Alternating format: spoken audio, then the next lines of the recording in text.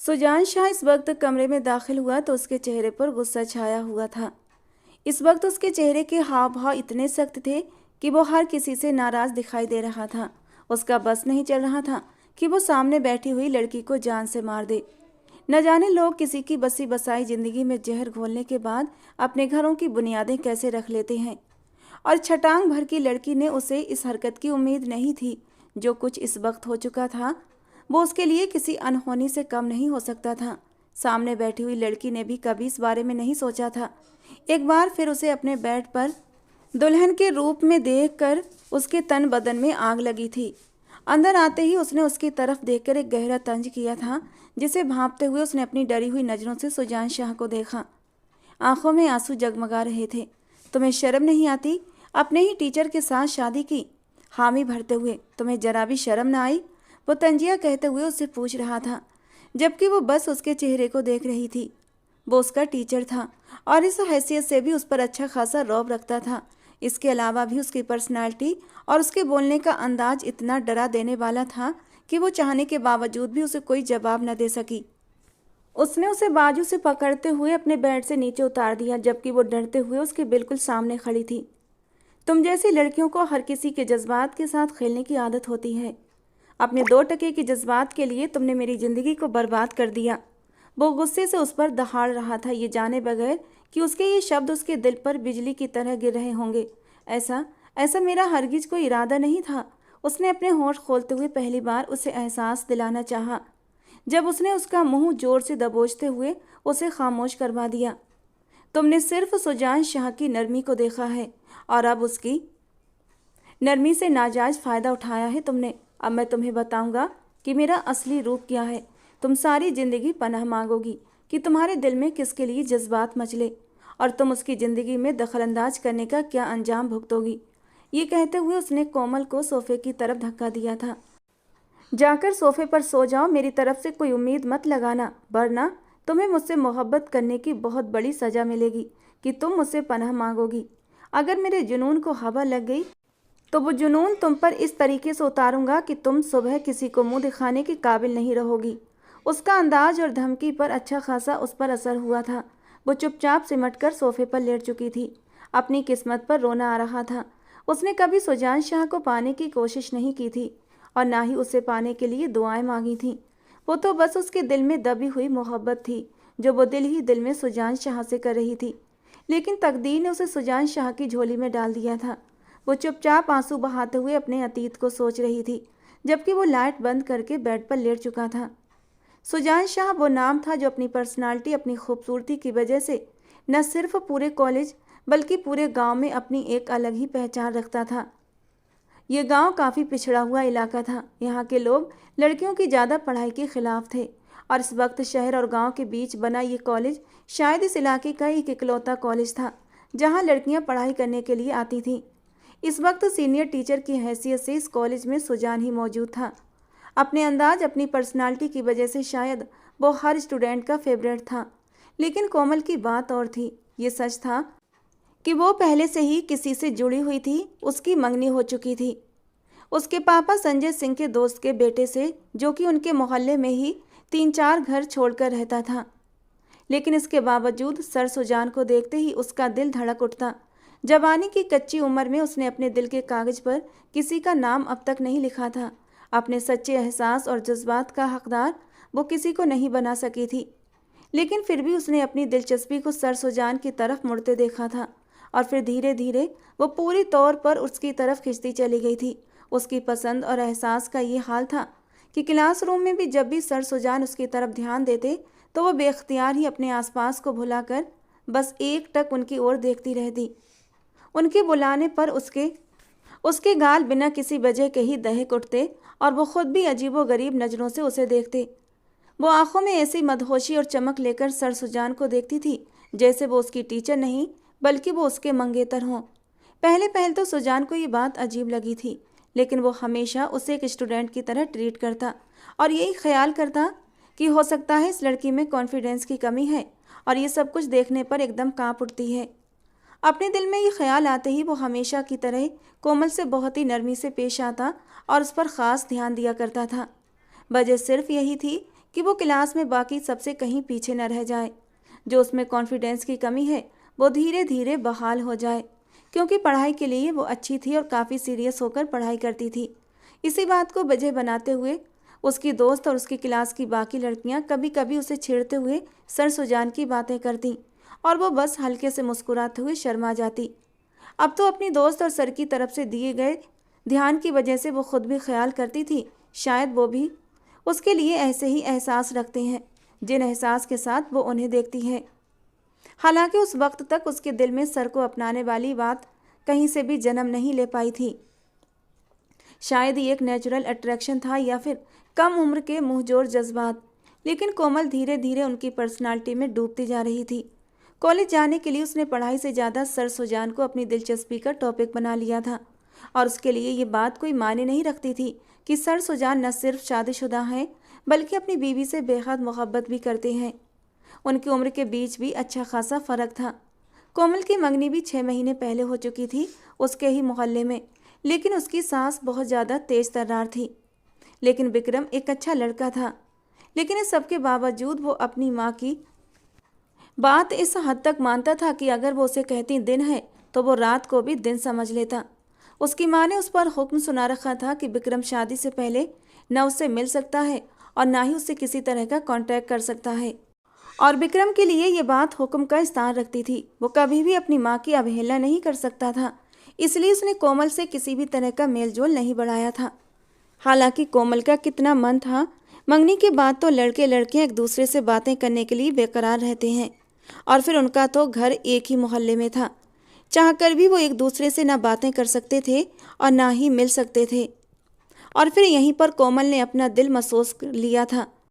विक्रम के लिए पनपते जज्बात बहीं के बहीं दम तोड़ चुके थे। दिन इसी तरह गुजरते जा रहे थे और दिन ब दिन सुजान की तरफ खींचती जा रही थी, जब तक कि वो मनहूस दिन उनकी ज़िंदगी में नहीं आया था।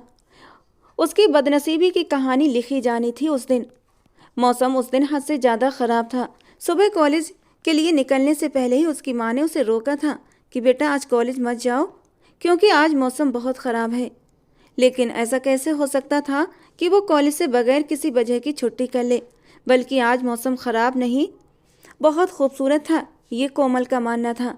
सुबह उसे काफ़ी देर भी हो चुकी थी, इसलिए बिना नाश्ता किए ही वो घर से निकल आई। कॉलेज जाने वाली बस भी काफ़ी लेट हो गई थी और इस तरह कॉलेज जाते जाते उसे काफ़ी देर हो गई थी। लेकिन यहाँ पर पहुँचकर वो एकदम सुकून से हो गई, क्योंकि उसे सर सुजान का चेहरा जो देखने को मिल गया था। क्लास की काफ़ी लड़कियाँ छुट्टी पर थीं, बल्कि ये कहना गलत न होगा कि अपने इलाके से सिर्फ वो और उसके साथ एक उसकी सहेली अपनी क्लास में आई थी। बस यही 2 लड़कियाँ पहुँची थीं। गांव का माहौल ऐसा था कि लोग कम ही पढ़ाई की तरफ दिलचस्पी लेते थे। बच्चे अगर खुद अपनी दिलचस्पी के लिए पढ़ाई हासिल करने जाते तो ठीक, पर न माँ बाप की तरफ से कोई दबाव नहीं था, ख़ास तौर पर लड़कियों को, क्योंकि उनके अनुसार लड़कियों को पढ़ाई कराना बस वक्त की बर्बादी करना है। कोमल के माँ बाप को भी इस बात पर एतराज़ था, लेकिन उसने ये जिद लगा रखी थी कि वो कॉलेज तक पढ़ाई ज़रूर हासिल करेगी, इसलिए फिर उसके माँ बाप को ये बात मानना पड़ी। फिजिक्स का पीरियड लेने के लिए जैसे ही सुजान सर कमरे में दाखिल हुए तो वो उन्हें देखकर बस देखती रह गई। ब्लैक कलर की शर्ट में आज उनका गुरूर कुछ ज़्यादा ही जच रहा था। सफ़ेद रंगत पर शानदार पर्सनालिटी और चेहरे पर छाए हुए ख़ास इंप्रेशन हमेशा ही उसे खूबसूरत बना दिया करते थे और इसी लुक पर वो अपने दिलो जान से सुजान पर फिदा हो गई थी। कितनी ही देर वो बस एकटक उन्हें देखती रही, जबकि हमेशा की तरह उसके यूं देखने पर सुजान शाह ने अजीबोगरीब भाव देते हुए उसे देखा। कोमल, अपने काम पर ध्यान दो, उन्होंने बहुत ही सीरियस होते हुए कहा, लेकिन धीरे अंदाज में कहा था। वो नहीं चाहते थे क्लास की बाकी लड़कियां उनकी तरफ ध्यान दें। उनकी बात को सुनते ही कोमल शर्मिंदगी से सर झुकाकर किताब खोलकर बैठ गई। आज सर न जाने क्यों इतने गुस्से में थे, वरना वो तो कभी भी इस अंदाज में बात करने के आदी नहीं थे। पढ़ाई के मामले में वो हमेशा ही लापरवाही बरत जाती थी, ख़ास तौर पर फिजिक्स के सब्जेक्ट में, क्योंकि फिजिक्स उसे काफ़ी टफ लगती थी। बाकी पढ़ाई में अच्छी थी, बस फिजिक्स में ही मार खा जाती थी और यही बात सर सुजान को शायद गुस्सा दिला देती। आदत के अनुसार आज भी उसे न्यूमेरिकल याद नहीं थे।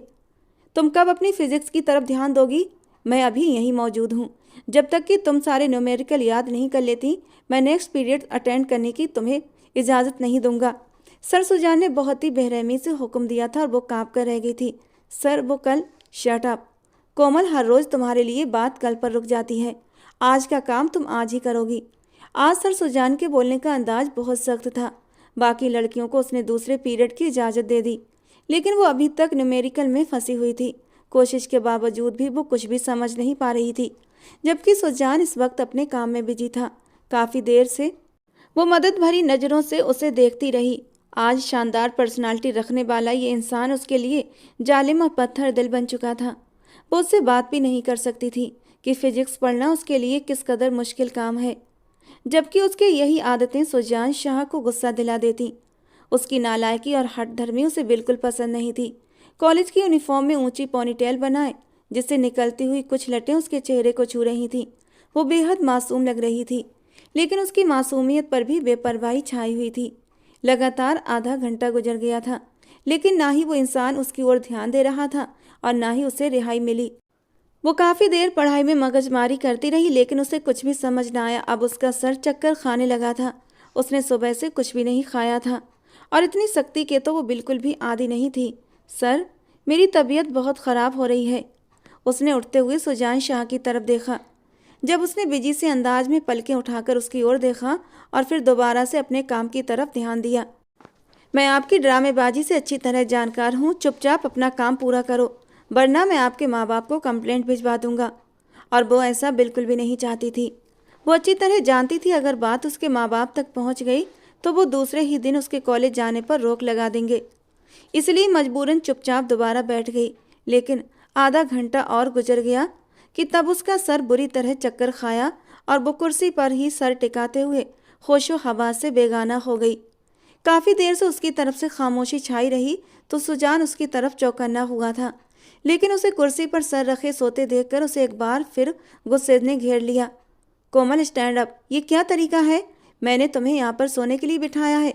सुजान शाह का गुस्से के मारे बुरा हाल था। ये लड़की कभी भी सुधरने वाली नहीं, उसने गुस्से से फ़ोन रखते हुए कहा, लेकिन उसकी तरफ से कोई भी हरकत नहीं हुई। सुजान के गुस्से की जगह अब हैरत ने ले ली थी। क्या वो सचमुच इतना बड़ा ड्रामा कर रही थी? न चाहते हुए भी वो उठा और उसके करीब चला आया। हल्के से हाथ बढ़ाकर उसके गाल का थपथपाया, लेकिन उसका सर एक तरफ को लुढ़क गया। यानी वो सच में बेहोश हो चुकी थी। वो हैरान रह गया था। कोमल, कोमल, वो उसे लगातार होश में लाने की कोशिश कर रहा था, लेकिन वो तो बेहोश हो चुकी थी। स्टाफ रूम से उसने फीमेल स्टाफ को बुला भेजा। उस लड़की की वजह से उसे शर्मिंदगी का सामना करना पड़ रहा था। लोग उसकी बात को गलत रंग दे रहे थे। जो लड़कियां पहले ही उन दोनों के बीच संबंध को गलत नज़रिए से देखती थीं, अब उनकी आंखों में साफ तौर पर शक था। यही नहीं बल्कि फीमेल स्टाफ भी उसे हैरत से देख रहा था, जैसे ये सब कुछ उसकी वजह से हुआ हो। ये लड़की कैसे बेहोश हो सकती है? आखिरकार मिस तानिया बोल पड़ी। मैं नहीं जानता मिस तानिया, मैं तो इसे न्यूमेरिकल की तैयारी के लिए यहाँ पर बिठा लिया था, क्योंकि ये पढ़ने में काफ़ी वीक होती जा रही थी। न चाहते हुए भी वो अपनी सफाई दे रहा था, लेकिन न जाने क्यों उसे मालूम हो रहा था जैसे कोई भी उसकी बातों पर यकीन नहीं करेगा। उसका बीपी काफ़ी लो था। मिस तानिया, आप ऐसा करें, आप इन्हें अस्पताल ले जाएं। वो चाहता था वो किसी फीमेल के जरिए उसे अस्पताल पहुंचा दे, लेकिन वहां पर मौजूद तमाम फीमेल स्टाफ ने उसे अस्पताल ले जाने से इनकार कर दिया। सर, माफ़ी के साथ, लेकिन आप इसे खुद ही अस्पताल लेकर जाएं, क्योंकि यहाँ के हालात अच्छे नहीं हैं और हम ये रिस्क नहीं ले सकते। वैसे भी यहाँ के लोग कितनी मुश्किल से तो अपनी बेटियों को पढ़ने भेजते हैं। अगर किसी को पता लग गया लड़की कॉलेज में बेहोश हो गई है तो कहीं लेने के देने न पड़ जाए, बात तो हमारे ही ऊपर आ जाएगी। मिस तानिया की बात सुनकर सुजान शाह गहरी सांस लेकर रह गया। घड़ी की तरफ नज़र डाली तो अब छुट्टी होने का भी टाइम हो रहा था, यानी सिम्मी उसका घर पर इंतजार कर रही होगी, लेकिन उसे यूँ बेहोश भी नहीं छोड़ सकता था। ठीक है, मैं इसे खुद ले जाता हूँ, लेकिन आप इसके माँ बाप को इन्फॉर्म कर दीजिएगा। आगे बढ़कर उसने कोमल को उठा लिया और बाहर ले आया, और उसके पीछे ही कुछ बोलती हुई निगाहों ने उसका पीछा किया था। कितनी ही लड़कियां थीं जिन्हें कोमल की किस्मत पर जलन हो रही थी। अरे वाह, आखिरकार कोमल ने सर सुजान को अपने जाल में फंसा ही लिया। यह आखिरी सरगोशी थी जो बाहर निकलते हुए सुजान ने सुनी थी, लेकिन सर झटक कर वो गाड़ी की तरफ बढ़ गया। आजकल की लड़कियों का दिमाग हकीकत में ख़राब हो चुका है। उसे उस लड़की पर और ख़ुद पर भी गुस्सा आ रहा था। वो खुद भी इसी गांव से संबंध रखता था। गांव में पढ़ाई और संस्कार दोनों की कमी थी और लोग अभी तक पुरानी और दकियानूसी सोच को लेकर घूम रहे थे। बचपन से ही उसे इन चीज़ों से सख्त नफरत रही थी, लेकिन वो यहाँ से निकलता चला गया और उसके बाद उसने अपनी सारी ज़िंदगी शहर में गुजारी थी और शादी भी वहीं की थी। सिम्मी, जिससे वो बेपनाह मोहब्बत करता था, वो कम ही इस गांव में आया करता था और कुछ दिन के रहने के बाद वो वापस चला जाता। वो तो चाहता था हवेली के बाकी लोग भी उसके साथ शहर में रहें, लेकिन उसके पापा इस बात पर राजी नहीं थे और ना ही वो हवेली के रस्म व रिवाज और कानून को छोड़ सकता था। अब तो उसके पापा की मौत भी हो चुकी थी, लेकिन अब वो खुद भी पढ़ लिख कर हवेली वापस लौट आया था और वजह थी कि गवर्नमेंट ने उसे बहुत अच्छी सहूलियत के साथ साथ कॉलेज की जिम्मेदारी संभालने का पद दे दिया था और वो यही चाहता था कि कॉलेज के लोगों को पढ़ाई की तरफ खींचकर उन्हें एक अच्छा सभ्य नागरिक बना सके। लेकिन अब उसकी ये भलाई उसी के गले पड़ रही थी। करीना जी उस वक्त किचन में खाने की तैयारियों में बिजी थी जब लॉन्च में पड़ा हुआ मोबाइल जोर जोर से बजने लगा। आज शनिवार था और आज कोमल की सास उनके घर आई हुई थी, इसलिए वो आज उनके लिए ख़ास खाने की तैयारी कर रही थी। हाथ साफ करने के बाद वो जैसे ही लॉन्च में आई, मोबाइल उठाकर कान से लगाया तो मिस तानिया की परेशान सी आवाज़ उन्हें सुनाई दी। कोमल स्कूल में बेहोश हो चुकी है, इसलिए उसे अस्पताल भिजवा दिया गया है। बेहतर है आप भी अस्पताल चली जाएं। अरे सब ठीक तो है ना? बेहोश हो गई लेकिन कैसे? उनकी बात सुनते ही वो परेशान हुई थी। इस लड़की की लापरवाही को वो अच्छी तरह जानती थी। उन्होंने कितनी जिद की थी सुबह, लेकिन उसने नाश्ते के नाम पर एक निवाला भी नहीं लिया था। वो अच्छी तरह जानती थी वो खाने पीने के मामले में कितनी लापरवाह है और इसी लापरवाही की वजह से फिर उसकी तबीयत खराब हो जाती है। लॉन्च में बैठी हुई कोमल की सास ने अजीबोगरीब अंदाज में कोमल की मां को देखा, जिन्होंने मोबाइल रखते हुए अपने पति की तरफ देखा। उन्हें बताया कि कोमल की तबीयत खराब हो गई है और वो कॉलेज में ही बेहोश हो गई थी। उसे टीचर अस्पताल लेकर गए हैं, इसलिए आप भी फौरन चलें। भगवान, क्या हो गया? बच्ची बेहोश कैसे हो गई? आदत के अनुसार कोमल की सास ने शक भरे अंदाज में आंखें चला चला कर पूछा। अरे नहीं बहन, सुबह नाश्ता करके नहीं गई थी, शायद इसीलिए बीपी लो हो गया होगा। रहने दो, जवान बच्ची है, एक दिन नाश्ता न करने से बेहोश हो गई। भाई हैरत है, हमारी बच्चियां तो 2-2 वक्त तक खाना नहीं खाती, लेकिन मजाल है जो कभी बुखार भी हुआ हो। संजय जी उठकर बाहर चले गए थे कि टैक्सी का इंतजाम कर सकें, जबकि कोमल की होने वाली सांस की बड़बड़ाहट शुरू हो चुकी थी। करीना जी को इसी बात का खतरा था। वो जानती थी वो हमदर्दी से ज़्यादा अपने बेटे की होने वाली पत्नी पर नज़र रखती हैं। वो तो पहले ही इस बात के खिलाफ थी। कोमल का कॉलेज में एडमिशन करवा दिया गया था। जब बच्ची को पढ़ने से कोई लगाव नहीं था तो फिर उसे घरदारी सिखाकर हमारे हवाले करो ताकि वो घर बसाए। लेकिन करीना जी अपनी इकलौती बेटी के लिए फिक्रमंद थी। वो चाहती थी वो कुछ ना कुछ पढ़ लिख जाए, वरना कल उसकी सास ही उसकी ननद से उसकी मुकाबलाबाजी करेंगी। बहना पैसे परेशान हो रही हैं, बच्ची है, कहीं कोई बड़ी परेशानी न हो जाए। चले चलकर देखते हैं। संजय जी के साथ साथ कोमल की सास और करीना जी भी गाड़ी में आकर बैठ गई थीं। वो कैसे ये मौका जाने दे सकती थीं? अस्पताल में दाखिल होते ही करीना जी के तो हाथ पैर फूल गए थे, जबकि सुजान शाह की पर्सनालिटी देखते ही कोमल की सास की आंखों में शक के भाव उभरने लगे थे। उन्हें अस्पताल में आता देखकर वो खामोशी से सर झुकाकर एक तरफ को खड़ा हो गया था। अच्छा किया आप लोग आ गए। मैंने हॉस्पिटल में कोमल को एडमिट करवा दिया है, अब वो बिल्कुल ठीक है। दरअसल उसका बीपी लो हो गया था। अपनी तरफ से सफाई देते हुए उसने इजाज़त मांगती नज़रों से उन लोगों को देखा था। अब उसके माँ बाप यहाँ पर मौजूद थे तो फिर उसकी कोई ज़रूरत नहीं बनती थी, और वैसे भी अब कोमल बिल्कुल ठीक थी। बेटा तुम वहाँ पर क्या करते हो? कोमल की सास ने एक बार सवालिया नज़रों से सुजान शाह को देखते हुए पूछा। आंटी मैं वहाँ पर टीचर हूँ, उसने आराम से जवाब दिया। तो उन्होंने अपनी आईब्रो इधर उधर घुमाई। तुम्हारे कॉलेज में तो सिर्फ लड़कियाँ पढ़ती हैं ना? उन्होंने एक नज़र संजय जी को देखा और संजय जी ने सर झुका लिया। अपनी समदन के इस रवैये की वजह से वो हमेशा ही शर्मिंदगी का शिकार होते थे। जी ज़्यादातर फीमेल टीचर ही हैं, बस मैं ही मेल हूँ। सुजान को खुद भी अजीब लग रहा था उनके इतने सवालों के जवाब देना। कैसा ज़माना आ गया है, इसीलिए तो हम लड़कियों के पढ़ने के हक में नहीं। अरे भाई कल कला को जवानी के जोश में आकर बहक जाएं तो नाक कटवा दें। लेकिन ये कहकर हमारा दिमाग भी ख़राब कर दिया गया है कि इस कॉलेज में सिर्फ फीमेल टीचर ही हैं, इसलिए अपनी बच्चियों को यहाँ पढ़ने के लिए भेजें। अगर फीमेल टीचर हैं तो फिर तुम मेल टीचर उस कॉलेज में क्या कर रहे हो? वो इधर उधर देखते हुए लगातार जोर जोर से बोल रही थी। क्या मतलब है आपका? मैं समझा नहीं। सुजान शाह को उनकी बात अच्छी खासी बुरी लगी थी। मतलब क्या होना है बेटा? आजकल जो यूनिवर्सिटी में जो कुछ हो रहा है हम अच्छी तरह जानते हैं। इसीलिए तो हम अपनी बच्चियों को इन लड़कों के साथ खुल्लम खुल्ला पढ़ाने के हक में नहीं हैं।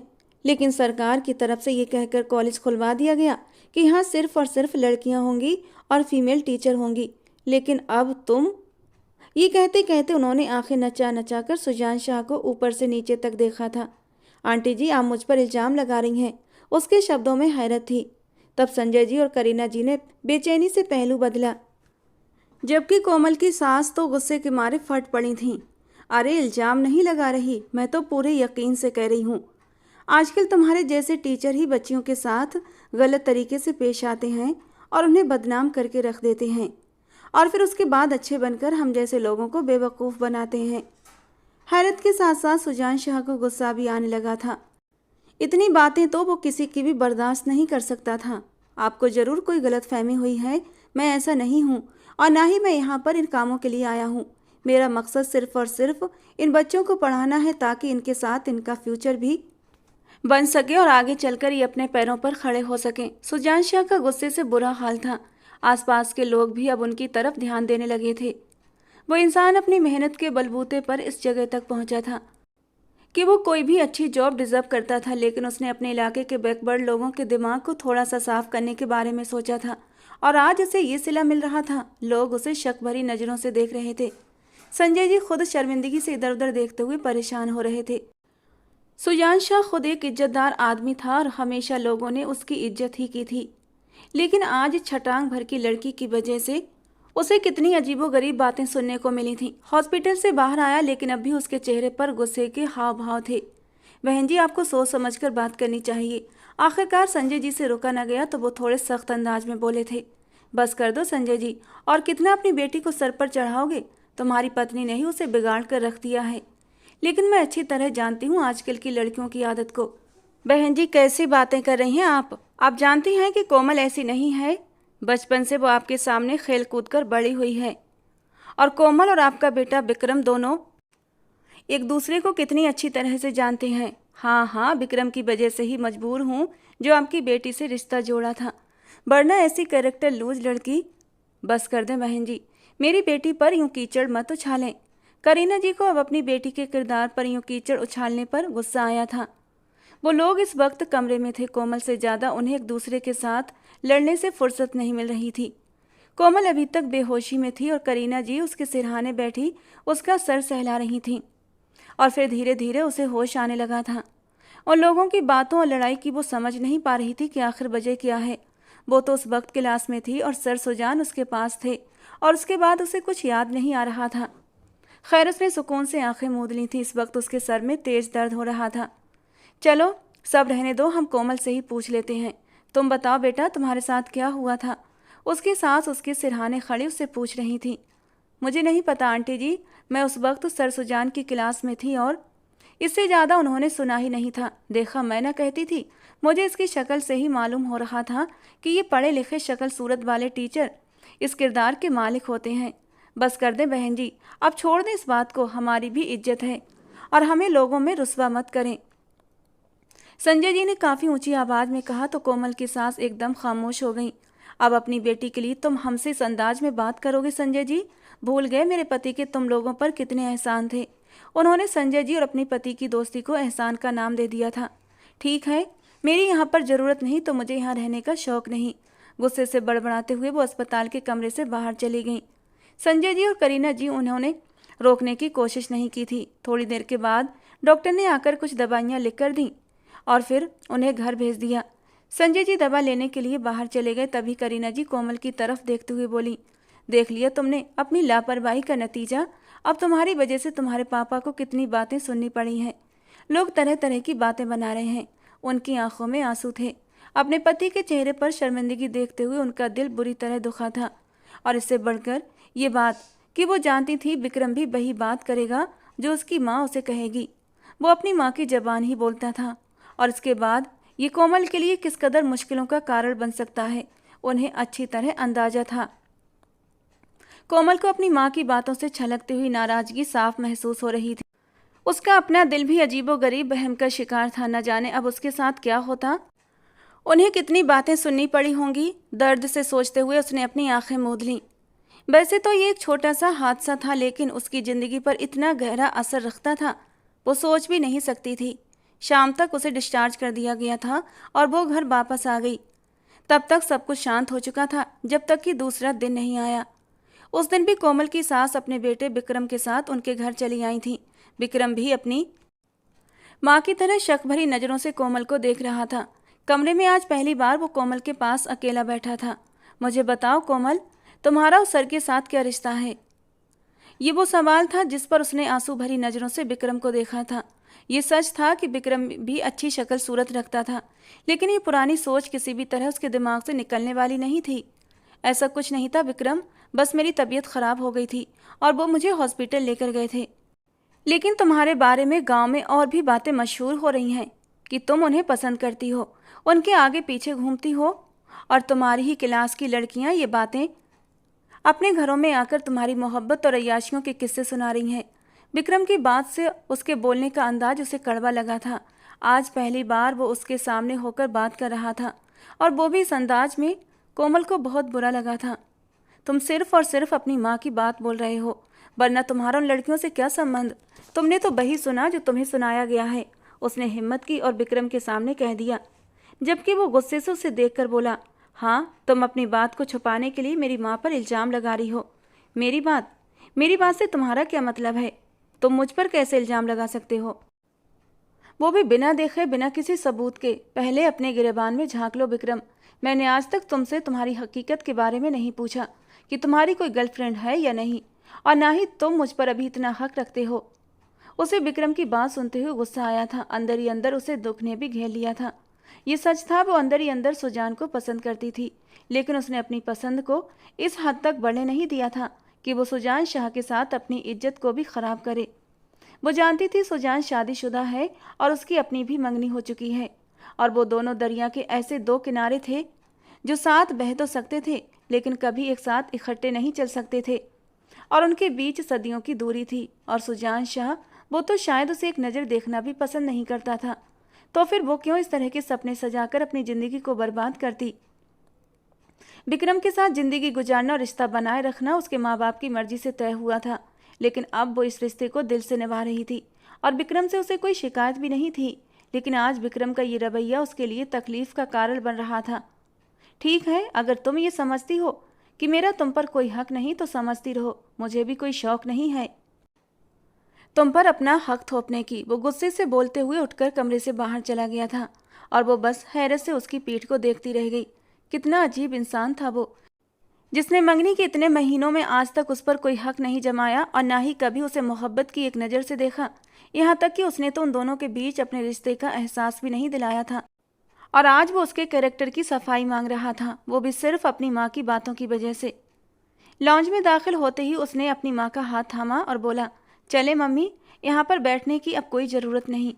संजय जी उसे देखते हुए हैरत से खड़े हो गए। क्या बात है विक्रम बेटा, तुम ऐसे क्यों कर रहे हो? आप मुझसे कोई भी सवाल पूछने का हक नहीं रखते अंकल। अगर आपने अपनी बेटी को लगाम में डाली होती तो शायद आप आज मेरे सामने शर्मिंदा न होते। कोमल उसके कड़े शब्दों को जहरीले अंदाज के साथ कमरे में सुनकर बस खामोश बैठी रही थी। वो अपने बाप के सामने विक्रम की किसी बात को कभी भी अहमियत नहीं दे सकती थी। तुम होश में तो हो? ये किस तरह की बातें कर रहे हो? कोमल सिर्फ तुम्हारी मंगेतर नहीं है, बल्कि तुम दोनों का बचपन का भी साथ है। फिर तुम उसके बारे में इस तरीके की बातें कैसे कर सकते हो? क्या तुम्हें नहीं पता कि उसका कैरेक्टर कैसा है? संजय जी के बोलने का अंदाज धीमा था, मगर कोमल की सास गुस्से से अपने बेटे के पहलू में खड़ी थी। वो तो कभी कोमल से अपने बेटे की शादी करना ही नहीं चाहती थी। वो तो बस पति की ख्वाहिश के आगे सर झुका गई थी, वरना उनके नौकर पेशा विक्रम के लिए अच्छे से अच्छे दहेज वाली लड़कियों के रिश्ते तैयार थे। और अब जबकि ये रिश्ता उन्हें टूटता नजर आ रहा था, तो उनके मन में लड्डू फूट रहे थे, और वो तो खुशी के मारे खिल उठी थीं। जब विक्रम ने कहा, अंकल, वो मेरी मंगेतर थी, लेकिन अब नहीं, अब वो सिर्फ मेरी एक पड़ोसी है। इसके अलावा मैं उसके साथ कोई भी रिश्ता नहीं रखना चाहता। मैं ये मंगनी ख़त्म कर रहा हूँ। उसके शब्द नहीं थे बल्कि जहरीले तीर थे जो उसने अपने सीने में घुसते हुए महसूस किए थे। इस इलाके में किसी लड़की की मंगनी का टूट जाना बदनामी की सबसे बड़ी कड़ी माना जाता था। एक बार रिश्ता टूट गया तो उस लड़की की शादी दोबारा नहीं होती थी, क्योंकि उसे फिर अपशगुन माना जाता था। तुम होश में तो हो? ये कैसी बातें कर रहे हो? संजय जी ने हैरत से उन दोनों को देखा था। कम से कम बहन जी, आप तो अपने बेटे को समझाएं। जबान खून है, गुस्से में कुछ भी बोल रहा है। लेकिन आप तो समझदार हैं ना, रिश्ते यूं ही नहीं तोड़ दिए जाते। अरे भाई साहब, जबान औलाद है, कब तक मैं ही समझाती रहूंगी? तुम्हारी बेटी का मामला था, मैंने तुम्हें कहा भी था कि अपनी बेटी को इतनी आज़ादी मत दो, लेकिन आखिरकार तुमने मात खाई। अब तो मैं इस मामले में कुछ नहीं कह सकती। पूरी कहानी में आग लगाकर अब वो अलग खड़ी हो गई थीं, यानी उनका इस मामले से कोई लेना देना नहीं था। जबकि करीना जी तो हैरत से ये सब ड्रामा देख रही थीं। जिस पर सबसे ज़्यादा भरोसा किया उन्हीं लोगों ने अपना रंग दिखा दिया ना। मैं आपसे कहती थी ना कि दोस्ती को दोस्ती ही रहने दें, रिश्तेदारी में ना बदलें। मुझे तो ये लोग पहले से ही सही नहीं लगते थे। और रही बात मेरी बेटी की, तो बहन जी आप भी गौर से सुन लें। मेरी बेटी मेरे लिए मेरी पूरी दुनिया है, और भलाई इसी में है कि आप मेरी बेटी के बारे में जबान संभाल कर बात किया करें। शायद ज़िंदगी में पहली बार अपनी बेटी के हक में खड़ी हो चुकी थीं। उन लोगों ने रिश्ता ख़त्म कर दिया और विक्रम मंगनी की अंगूठी उतार कर मेज़ पर रखते हुए अपनी माँ का हाथ थाम कर चला गया, जबकि अंदर बैठी कोमल फूट फूट कर रो पड़ी थी। उसे विश्वास नहीं आ रहा था कि विक्रम अचानक रिश्ता तोड़कर चला जाएगा। ये मुझे किस बात की सज़ा मिली है? एक शादीशुदा मर्द के लिए अपने दिल में एहसास भरने के लिए? उसने अपने आप से सवाल किया और आंसू उसकी आंखों से फिसल पड़े। भगवान जानता है, मैंने आज तक उस इंसान के हवाले से कभी भी गलत नहीं सोचा और ना ही उसे पाने की तमन्ना रखी। बस ये आंखें खताबार हैं जो मैं उसको देखा करती थी। मेरी इन आंखों पर, मेरे दिल के एहसास पर मेरा काबू नहीं होता। लेकिन अब उसकी ज़िंदगी पूरे तौर पर दूसरों के रहमो करम पर गुजर जानी थी, और वो इस इलाके की रिवायतों और लोगों के दिमाग को अच्छी तरह जानती थी। वो जानती थी लोग उसे किसी भी सूरत अब जीने नहीं देंगे। शाम तक वो अपने कमरे में ही रही। घर में एकदम उदास भरा माहौल हो गया था। कोमल घर में सबसे बड़ी थी। उसके बाद उसके दो छोटे भाई थे जो जुड़वा थे। अपने माँ बाप की लाडली और बड़ी बेटी आज सिर्फ 20 साल की उम्र में अपनी किस्मत को लेकर रो रही थी। उसे अंदाज़ा भी नहीं था कि ये सब कुछ हो जाएगा। विक्रम से उसे कोई दिली लगाव तो नहीं था, लेकिन फिर भी एक रिश्ता तो था ही, और वो नहीं चाहती थी ये रिश्ता इस तरह टूटे। वो जानती थी कैरेक्टर पर लगे दाग बाप की इज्जत को तहस नहस करके रख देते हैं, और बिल्कुल ऐसा ही हुआ। इलाके के हर औरत मर्द की जबान पर अब यही कहानी थी कि सुजान शाह की वजह से कोमल की मंगनी टूट गई। उसकी सास ने तो बढ़ा चढ़ाकर इस बात को पूरे इलाके में फैला दिया था। उसके बाप ने तो अब घर से निकलना ही छोड़ दिया था, और इस तरह उसका कॉलेज जाना भी छूट गया था। उसकी माँ ने तो जिद भी की थी, लेकिन वो अब कॉलेज नहीं जाना चाहती थी। वो एक बार फिर उस इंसान को सामने देखकर खुद के ऊपर से कंट्रोल खोना नहीं चाहती थी। सुजान शाह को भी उसकी वजह से काफ़ी जिल्लत का सामना करना पड़ा था। कॉलेज में भी उसकी रेपुटेशन पर अच्छा खासा असर पड़ा था, और कॉलेज में कोमल की गैर हाजिरी इस बात को और भी बढ़ा चढ़ाकर बयान कर रही थी। उसे शर्मिंदगी के साथ साथ गुस्सा भी आ रहा था।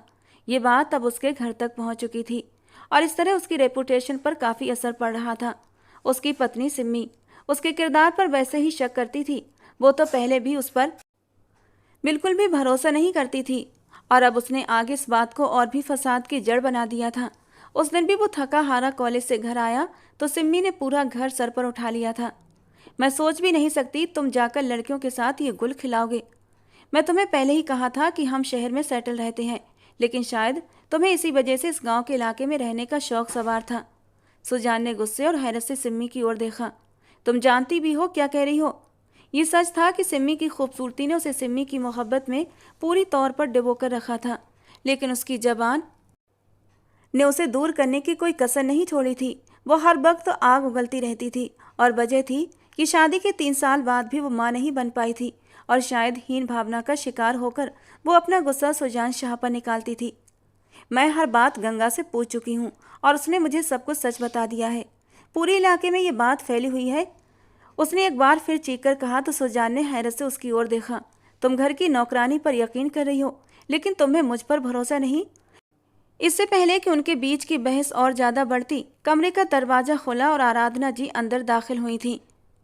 उन दोनों की चीख पुकार की आवाज़ घर के माहौल को ख़राब कर रही थी। जहाँ सुजान हमेशा ही कंप्रोमाइज़ करता हुआ दिखाई देता, वहीं सिम्मी के जज्बात सर चढ़कर बोलते थे। वो इस वहम में पड़ चुकी थी कि 3 साल में औलाद न होने की वजह से शायद सुजान बाहर की लड़कियों में इंटरेस्ट लेना शुरू कर चुका है। आराधना जी को कमरे में दाखिल होता देखकर दोनों खामोश हो गए। ये सब कुछ क्या हो रहा है सुजान? वैसे तो उन्हें इस तरह बहू बेटे के कमरे में नहीं आना चाहिए था, ये उनका पर्सनल मामला था। लेकिन अब आराधना जी तंग आ चुकी थीं।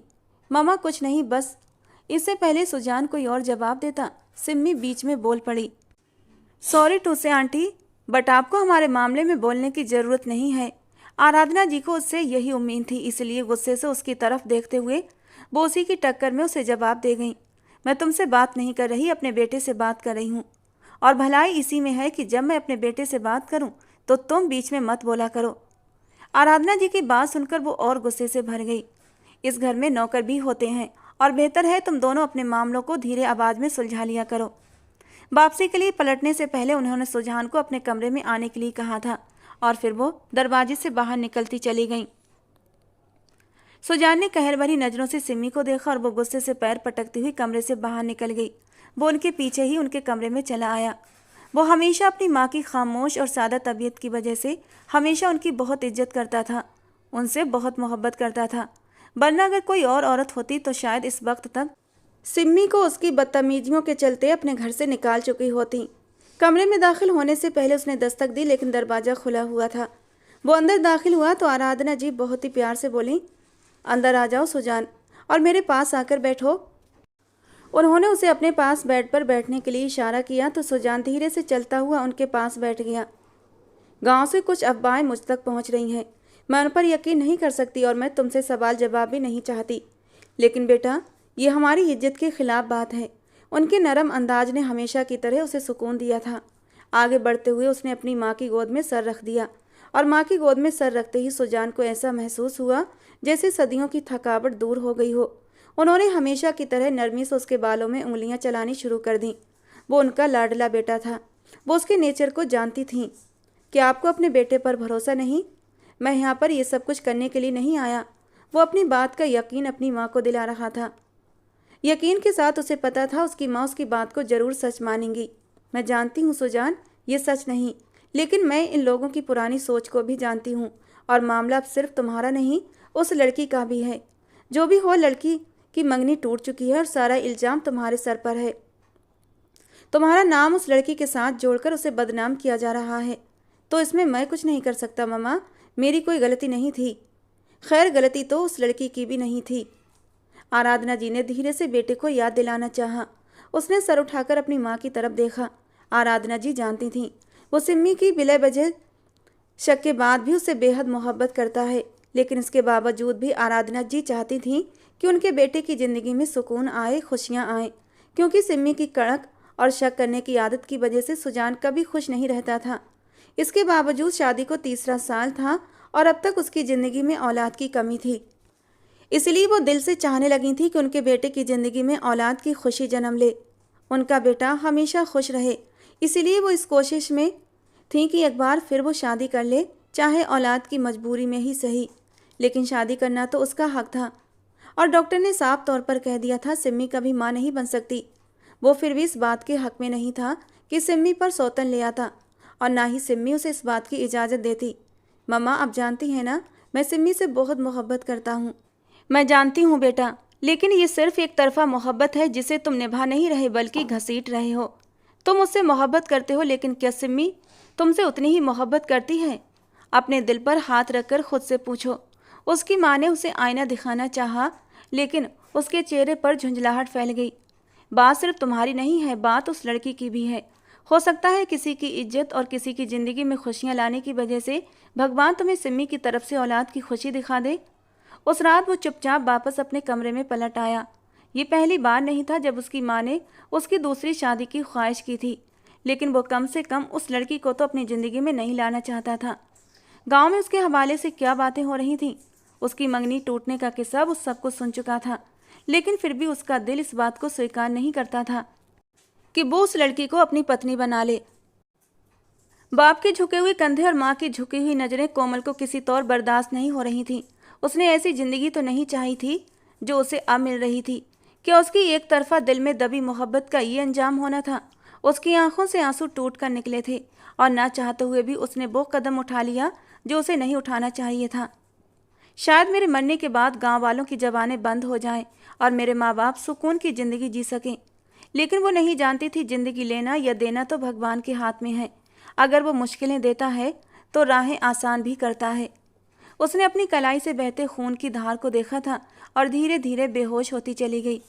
छोटा सा गांव था, कोई भी बात आग की तरह फैल जाती थी और रात के 10 बजे ये खबर सुजान शाह को भी मिल चुकी थी। वो अभी सोने के लिए जाने ही वाला था जब उसके नौकर ने आकर ये खबर दी थी। पता नहीं क्यों उसका दिल एकदम अंधेरे में डूब गया था। उसने तड़प कर नौकर से पूछा था, वो ठीक तो है ना? मालिक, वो बेहोश हो गई है और बहुत ज़्यादा खून बह चुका है। उसके माँ बाप का रो रो कर बुरा हाल है।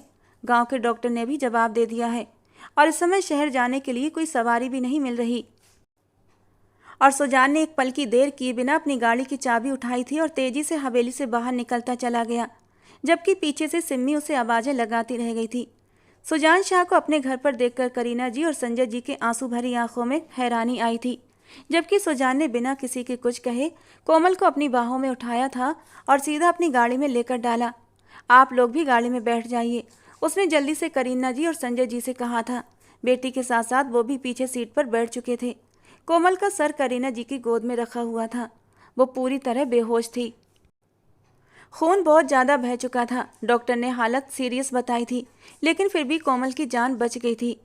पूरी रात सुजान हॉस्पिटल में ही रहा था और कोमल के माँ बाप को तसल्ली देता रहा। सुबह 4 बजे के करीब उसे होश आया था। वो मिलने गया तो वो खाली खाली नज़रों से छत को घूर रही थी। क्योंकि तुमने ये बेवकूफ़ी, उसने गुस्से भरे अंदाज में उससे पूछा था। उसे सामने देखकर एक पल के लिए वो डर गई थी, लेकिन अगले ही पल उसने अपना मुंह फेर लिया। मैं तुमसे कुछ पूछ रहा हूँ कोमल, क्यों किया तुमने ऐसा? तुम्हें क्या लगता है कि मरने से सारी प्रॉब्लम्स ख़त्म हो जाती हैं? बल्कि ऐसा करके तुम लोगों को बोलने का और भी मौका दे रही हो। हाँ, लेकिन लोगों की ये कड़वे तीर झेलने के लिए मैं जिंदा न रहती ना। आपने मुझे नहीं बचाना चाहिए था। करीना जी उसे सब कुछ बता चुकी थी। देखो कोमल, तुम अच्छी तरह जानती हो जो भी हुआ उसमें तुम्हारी गलती नहीं थी, लेकिन हालात गलत थे सर। अगर हालात गलत न होते तो ये मेरे साथ ये सब कुछ न हुआ होता। उसकी आंखों से आंसू टूटकर तकिए में खो गए थे। वो गहरा सांस लेते हुए कमरे से बाहर चला आया और सुबह जब सुजान हवेली पहुंचा तो सिम्मी ने पूरी हवेली को सर पर उठाया हुआ था। अब तो गांव वालों की बातें मुझे सच नजर आती हैं। जरूर तुम्हारा उस लड़की के साथ कोई चक्कर है, वरना यूं उसके लिए तुम दौड़े न चले जाते और पूरी रात गुजार कर न आते। आज तुम्हें फैसला करना होगा सुजान। अगर तुम अभी और इसी वक्त ये हवेली, ये गांव और नौकरी छोड़कर मेरे साथ शहर न चले तो मैं तुम्हें हमेशा हमेशा के लिए छोड़कर चली जाऊंगी। सिम्मी जानती थी सुजान उससे कितनी मोहब्बत करता है और शायद वो अपनी मोहब्बत से उसे ब्लैकमेल करना चाहती थी। सुजान ने एक नज़र उठाकर अपनी बूढ़ी माँ को देखा था, जो उसके बाप के मरने के बाद तन्हा रह गई थी। वो कैसे उन्हें छोड़कर जा सकता था? और फिर उसने फैसला ले लिया, सिम्मी, मैं अपना गांव, अपनी माँ और अपनी हवेली को और अपने कॉलेज को छोड़कर कहीं नहीं जा रहा। अगर तुम्हें रहना है तो मेरे साथ हर हाल में रहना सीखना होगा, वरना तुम जा सकती हो। और सिम्मी ने न आओ देखा न ताओ अपना बैग उठाकर अपनी माँ के घर चली गई थी और तीसरे दिन ही उसने तलाक के नोटिस सुजान के पास भेज दिए, जिन्हें हाथ में पकड़े सुजान हैरान रह गया था। उसे सिम्मी से ये उम्मीद हरगिज न थी, लेकिन शायद अब किस्मत को भी यही मंजूर था। कोमल की खुदकुशी की कोशिश ने गांव वालों की जबानों को और भी आज़ादी दे दी थी। पूरे गांव में बातें फैल रही थीं कि जरूर दोनों के बीच बात हद से आगे गुजर चुकी है। जो लड़की ने अपनी जान देने की कोशिश की, जबकि किसी का कहना था हो ना हो जरूर लड़की उम्मीद से रह गई होगी, बदनामी से बचने के लिए ये कदम उठाया था। और ये बातें सुजान शाह के कानों तक भी आ रही थीं और सुजान शाह को ये सब कुछ बर्दाश्त नहीं हो रहा था। और जब उस रात उसकी माँ उसके पास आई और फिर से कोमल का जिक्र छेड़ा तो पता नहीं क्यों वो अपनी माँ को कुछ ना कह सका, बस खामोशी से सर झुका दिया। शायद अंदर ही अंदर उसे भी कहीं इस बात की शर्मिंदगी थी कि कोमल के साथ जो कुछ भी हो रहा है कहीं ना कहीं वो भी कसूरवार है। क्या ज़रूरत थी उसे इतने घंटे अपने ऑफिस में बिठा कर रखने की? उसके बाद जब वो बेहोश हुई तो उसे अस्पताल लेकर नहीं जाना चाहिए था, बल्कि उसके माँ बाप को खबर देनी चाहिए थी। उसे लगने लगा अगर गलती मैंने की है तो उसे सुधारना भी मेरा फ़र्ज बनता है। उसने अपनी माँ को अपनी तरफ से खामोश रजामंदी दे दी थी, लेकिन उसे अंदर ही अंदर ये भी उम्मीद थी कि हो सकता है वो लड़की उसे शादी करने के लिए इनकार कर दे आखिर वो कब से कैसे आदमी से शादी करना चाहेगी जो पहले से शादीशुदा है और उससे उम्र में भी काफ़ी बड़ा है। फिर भला एक शादीशुदा मर्द की बीवी कहलाना किसे पसंद होता है। और उस दिन आराधना जी कोमल के घर में मौजूद थीं। मुझे अपने बेटे के लिए आपकी बेटी का हाथ चाहिए। जो भी है वो सिर्फ गलतफहमी की बिना पर हो चुका है, लेकिन मैं नहीं चाहती आपकी बेटी की ज़िंदगी मेरे बेटे की वजह से ख़राब हो। वो सुजान शाह की माँ थी और इस गांव की सबसे बड़ी हस्ती थी। उनकी हवेली में गांव की न जाने कितनी औरतें काम करती थीं, तो उनकी ज़मीनों पर गांव के न जाने कितने आदमी काम करते थे। और उसी हवेली की मालकिन आज उनके घर रिश्ता लेकर आई थी। ये उनके लिए बहुत बड़ी इज्जत थी। शायद सुजान शाह की पत्नी बनने के बाद ही लोगों की जबानें बंद हो सकती थीं। यही सोचकर संजय जी ने कह दिया कि वो एक बार अपनी बेटी से पूछना चाहते हैं। कोई भी फैसला उसकी रजामंदी के बगैर नहीं हो सकता। उस शाम को कमरे में मौजूद थी जब उसकी माँ उससे रजामंदी लेने आई थी, तो वो बस हक्का बक्का अपनी माँ को देखती रही। सुजान शाह की माँ हमारे घर सुजान की मर्जी से रिश्ता लेकर आई हैं। तुम भले ही उनकी दूसरी बहू बनोगी, लेकिन वो हमेशा इंसाफ पसंद औरत हैं। उन्होंने आज तक कभी किसी के साथ नाइंसाफ़ी नहीं की है। उसकी माँ ने उसे तसल्ली देते हुए अंदाज में कहा तो वो खामोश हो गई। उसके दिल में क्या कुछ नहीं आया था। किसी का घर तोड़ने की वजह क्या मैं बनूं, या फिर गांव वालों के लगाए गए इल्ज़ाम पर सच्चाई की मोहर लगा दूं। उसने गहरी खामोशी साध ली थी और उसके माँ बाप ने सुजान शाह के हक़ में फ़ैसला दे दिया। और आखिरकार उस दिन वो उसकी दुल्हन के रूप में अपने कमरे में मौजूद थी। कुछ देर बाद ही उसका सुजान शाह के साथ विवाह हो जाना था। एक ऐसी ख्वाहिश जो अपने दिल के किसी कोने में उसने खुद से भी छिपाकर पाली थी, आज वो यूं पूरी होने वाली थी। उसे विश्वास नहीं हो रहा था। वो डर भी रही थी। आज वो ख्वाहिश पूरी हो रही थी, लेकिन उसके चेहरे पर किसी तरह की खुशी के भाव नहीं थे। उसका दिल डर के मारे कांप रहा था। न जाने वो इंसान उसके साथ क्या करता, वो उसकी ज़िंदगी में किस हैसियत से दाखिल होती, और फिर वो किस तरह का उसके साथ रवैया रखता। शादी होने तक उसने एक निगाह उठाकर भी सुजान शाह की तरफ नहीं देखा था, और सुजान शाह भी सपाट चेहरा लिए बैठा था, जैसे उसे किसी के यहाँ होने या न होने से कोई फ़र्क न पड़ता हो। सुजान उसकी तरफ नज़र उठाकर भी नहीं देख रहा था, और इस वक्त उससे अंदाज़ा हो गया था ये शादी किस कदर मजबूरी में की जा रही है। आखिरकार वो शादी होने के बाद कोमल शाह बन गई थी। इस घर से विदा होते वक्त अचानक ही कितने ही आंसू पलकों से टूटकर उसके चेहरे को भिगो गए थे। दिल में कितने ही अंदेशे और डर जन्म ले रहे थे, और आखिरकार वो सारे डर सच साबित हो गए। उस इंसान ने शादी की पहली रात ही उसे बुरी तरह धिक्कार दिया था, ये कहते हुए कि तुम्हारी वजह से मेरी पत्नी मुझे छोड़कर चली गई। मैं तुमसे सिर्फ नफरत करता हूँ, और मुझसे मोहब्बत की उम्मीद भी मत रखना। अभी वो अपने ख्यालों में गुम थी और बेआवाज़ रोती जा रही थी। उसकी सिसकियों ने सुजान को भी बेचैन कर दिया था। कुछ भी हो, वो उस लड़की को रोते हुए नहीं देख सकता था। वो गुस्सा था और उसने अपना गुस्सा कोमल पर निकाल दिया था, लेकिन कसूरवार तो कोमल भी नहीं थी। वो एकदम से उठकर बैठा और साइड टेबल का लैंप ऑन कर दिया, जबकि कमरे में रोशनी होने पर कोमल ने जल्दी से अपनी आंखों पर बाजू रखा था। वो गहरा सांस लेते हुए बोला, कोमल इधर आओ मेरे पास। जबकि उसके इतनी नरमी से कहने पर कोमल को हैरत हुई थी, लेकिन वो अपनी जगह से टस से मस ना हुई। कोमल सुना नहीं, इधर आओ मेरे पास। इस बार कोमल धीरे धीरे कदमों से उसके सामने आकर खड़ी हो गई थी, और सुजान ने हाथ से पकड़कर उसे अपने बराबर बिठा लिया था। आई एम सॉरी कोमल, मुझे गुस्सा आ गया था। मैंने तुम पर गुस्सा निकाल दिया, लेकिन देखो इस तरह रोकर तो मुझे शर्मिंदा मत करो। कुछ देर पहले सुजान शाह और सुजान शाह में ज़मीन आसमान का अंतर था। उसने हैरत से सुजान शाह की ओर देखा था। सर, मुझे माफ़ कर दें जो मैंने आपकी ज़िंदगी में इस तरह तूफ़ान लेकर आई। जबकि सुजान ने एकदम से अपनी उंगलियों को उसके होंठों पर रख दिया था। सर नहीं सुजान, अब मैं तुम्हारा पति हूँ। शायद रिश्ता बदलने का एहसास था कि सुजान को वो लड़की अपने दिल के करीब महसूस हुई थी। और फिर शादी की पहली रात थी।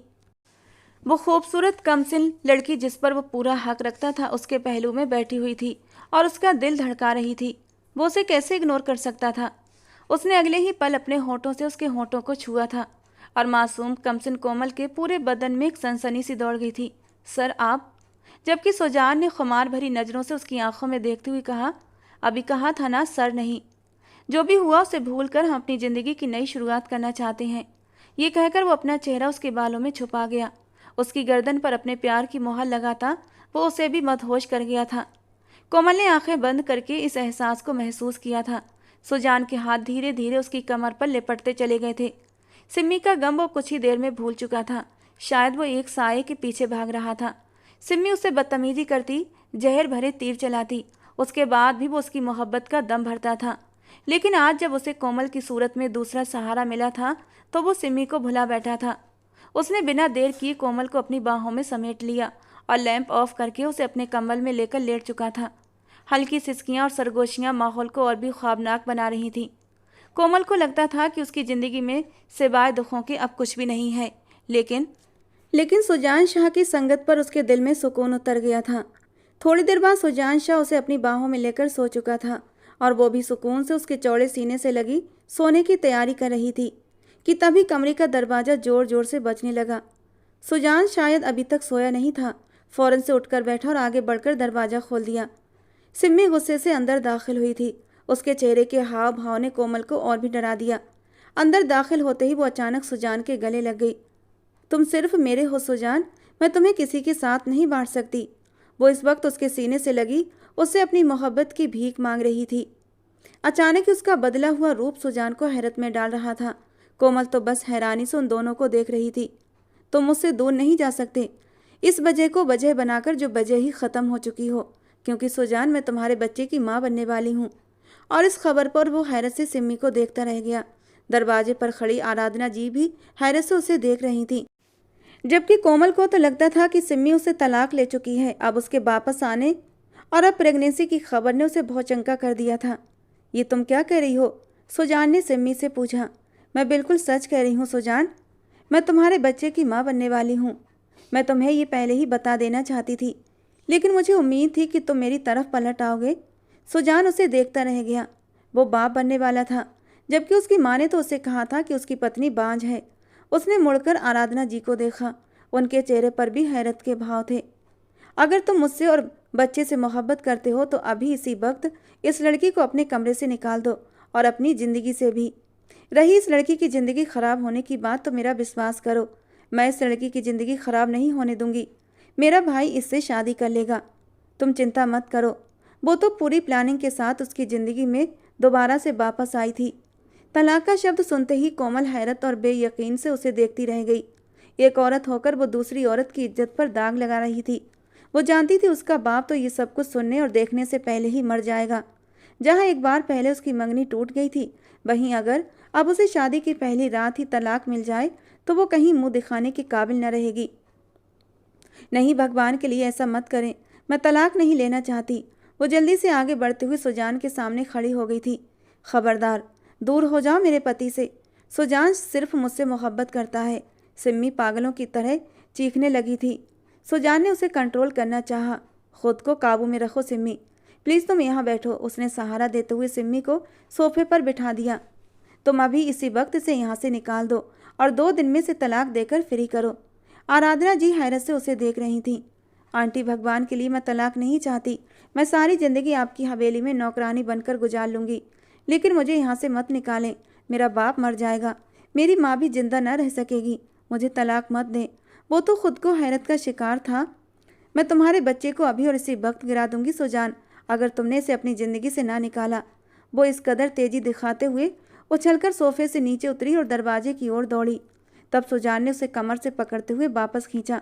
तुम ऐसा कुछ नहीं करोगी। ठीक है, अगर तुम चाहती हो कि मैं इसे तलाक दे दूं तो मैं इसे तलाक दे दूंगा, लेकिन तुम अभी फ़िलहाल अपने कमरे में चलो। आज इस हादसे को 2 हफ्ते गुजर चुके थे और 2 हफ्तों में उसने अपने पति की शक्ल भी नहीं देखी थी।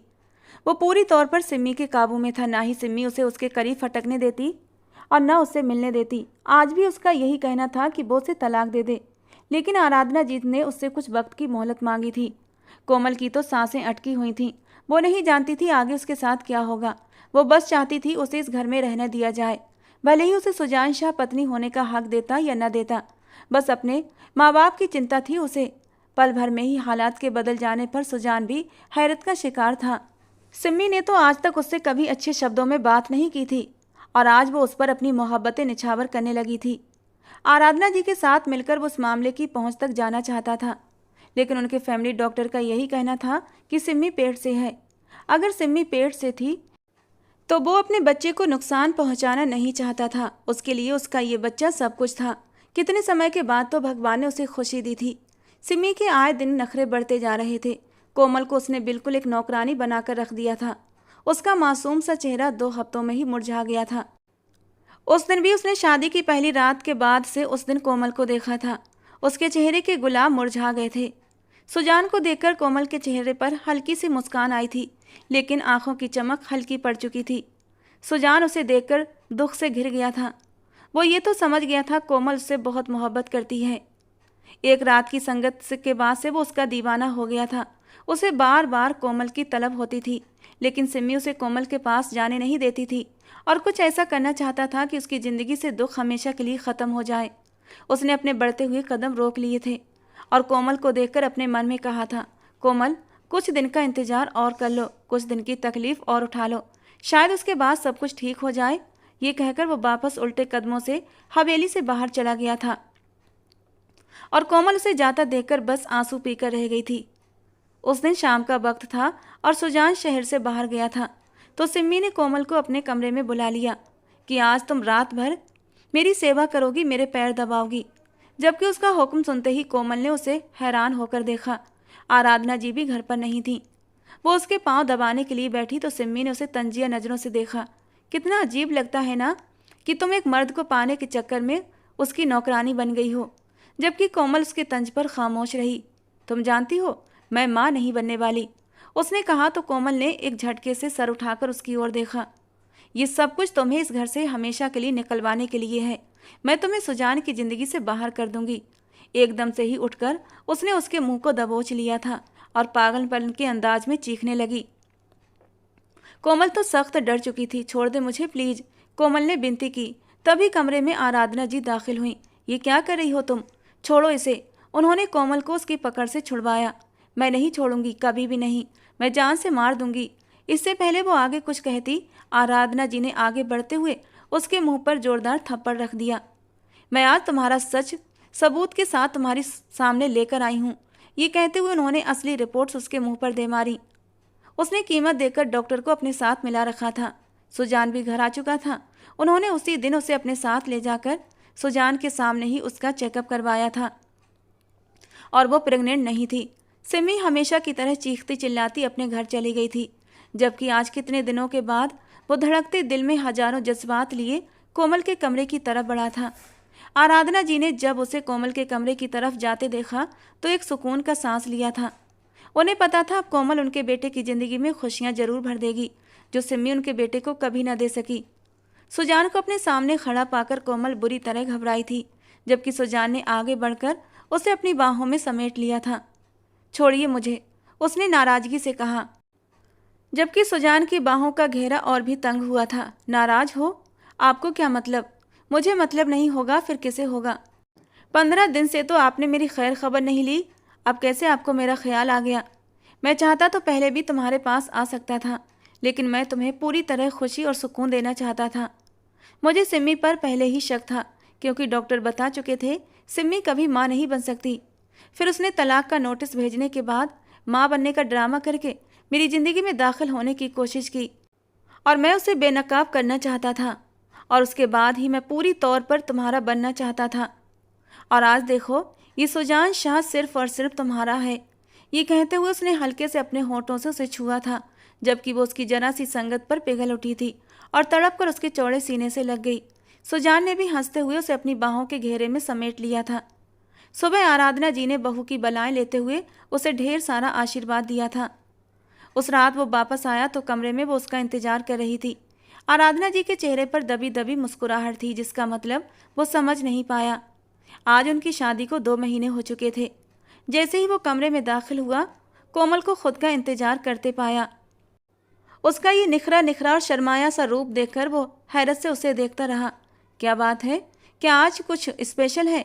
सुजान उसे देखते हुए धीरे से मुस्कुराया। आप पापा बनने वाले हैं, उसने चेहरा झुकाते हुए शर्माते हुए खबर दी थी। तो वो कितनी ही देर तक उसे हैरत से देखता रहा और फिर धीरे से उसके करीब बढ़ते हुए उसे कंधों से थाम लिया और उसे अपने सीने से भींच लिया। कोमल की आंखों से आंसू बह निकले। वो जरूर उसकी तड़प के वक्त की मांगी हुई दुआ थी, जिसे उसने अनजाने ही मांग लिया था और भगवान ने उसे उसकी झोली में डाल दिया था, जिस पर वो जितना भगवान का धन्यवाद करती उतना कम था। तो दोस्तों, आज की हमारी कहानी आपको कैसी लगी कमेंट बॉक्स में ज़रूर बताना। पसंद आई हो तो प्लीज़ लाइक करना। रोज़ एक नई रोमांटिक कहानी सुनने के लिए हमारे चैनल को सब्सक्राइब करना। मिलते हैं दोस्तों अगली किसी नई कहानी के साथ।